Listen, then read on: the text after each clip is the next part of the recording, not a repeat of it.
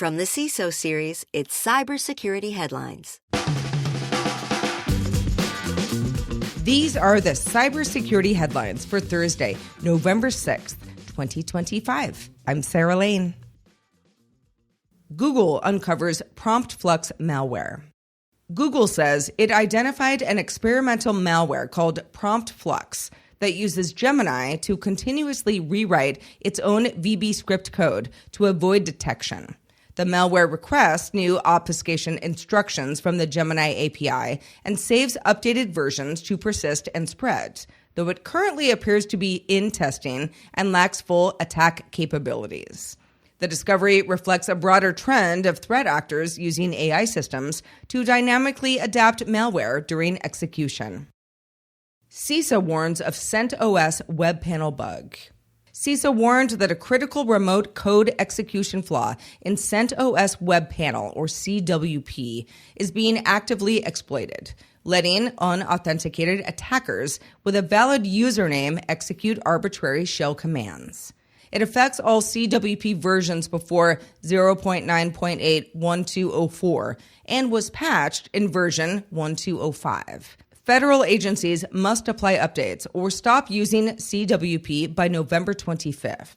The flaw stems from unsanitized input in the file manager change perm endpoint, enabling shell injection and reverse shells. Threat group targets academics. Proofpoint identified a previously unknown threat group dubbed UNK Smudged Serpent that targeted academics and foreign policy experts focused on Iran between June and August. The group initiated benign email conversations before moving to credential theft and malware delivery, impersonating think tank figures and using spoofed collaboration links tied to health-themed infrastructure.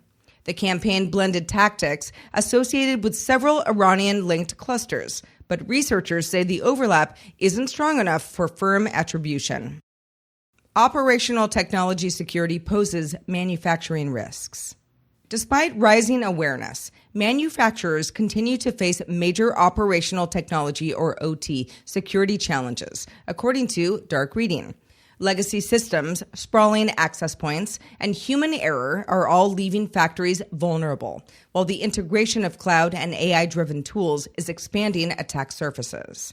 Recent incidents, including a ransomware attack on Asahi, have highlighted both financial and supply chain impacts. Security experts say identity-focused strategies, governance, and full visibility across OT assets are essential to reduce risks and improve resiliency. Huge thanks to our sponsor, ThreatLocker. Cybercriminals don't knock. They sneak in through the cracks other tools miss. That's why organizations are turning to ThreatLocker. As a zero-trust endpoint protection platform, ThreatLocker puts you back in control, blocking what doesn't belong and stopping attacks before they spread. Zero-trust security starts here with ThreatLocker. Google gets the green light to acquire Wiz. Google's $32 billion acquisition of cloud security startup Wiz cleared U.S. antitrust review, moving the deal closer to completion. Wiz CEO Asaf Rappaport said that while the DOJ approval is a milestone, the acquisition is not finalized, but expected to close in early 2026. Google initially offered $23 billion in 2024, which Wiz rejected, later agreeing to the $32 billion deal in March 2025 after renewed negotiations. AMD bug kills cryptographic security. AMD is releasing a microcode patch for a high-severity flaw affecting Zen 5 Ryzen and EPYC CPUs that use the 16-bit and 32-bit red seed instruction. The bug can return 0 instead of a random number, potentially weakening cryptographic keys. Exploitation requires local privileges, meaning attackers already have significant system access. Workarounds include using 64-bit red seed or disabling the function via boot VM options. Patches are available for EPYC 9005 series. Fixes for Ryzen and other EPYC embedded series are expected by January. Court reimposes original sentence for Capital One hacker. U.S. District Judge Robert Lasnik reimposed former Amazon Web Services engineer Paige Thompson's sentence for the 2019 Capital One breach affecting over 100 million people. After time served, she will undergo 5 years of supervised release, 3 years of home confinement, 250 hours of community service, and maintain $40.7 million in restitution.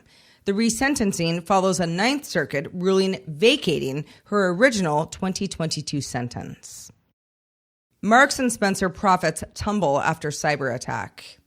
How much does a cyber attack affect the bottom line? Well, a dramatic example is UK retailer Marks & Spencer, whose pre-tax profits fell from £391.9 million to £3.4 million after an April attack disrupted its systems, closed its website, and caused stock and food waste issues. The incident cost the company £1.6 million, partly offset by £100 million in cyber insurance. The attack was linked to the scattered Lapsus Hunters gang, also affecting Co-op, Harrods, and Jaguar Land Rover. Critical flaw affects WordPress sites. A vulnerability in the WordPress plugin Post-SMTP, installed on more than 400,000 sites, lets attackers take over accounts and websites. The flaw stems from missing capability checks, letting unauthenticated actors reset passwords, including for admins. Attacks began November 1st, with 4,500 blocks so far. Post-SMTP released version 3.6.1 on October 29th to patch the issue. Users are urged to update immediately, with broader exploitation campaigns expected. The idea of least privilege has become accepted wisdom in cybersecurity. Despite being around for decades, everyone still seems to be struggling with it. So, if we can't realize this principle, is it worth chasing in the first place? That's what we dive deep into on our latest episode of Defense in Depth. Look for the episode, Is Least Privilege Dead?, wherever you get your podcasts. And if you have thoughts on the news from today or about our show in general, be sure to reach out to us at feedback@CISOseries.com. We want to hear from you. I am Sarah Lane, reporting for the CISO Series. Thank you so much for listening. Talk to you tomorrow. Cybersecurity headlines are available every weekday. Head to CISOseries.com for the full stories behind the headlines.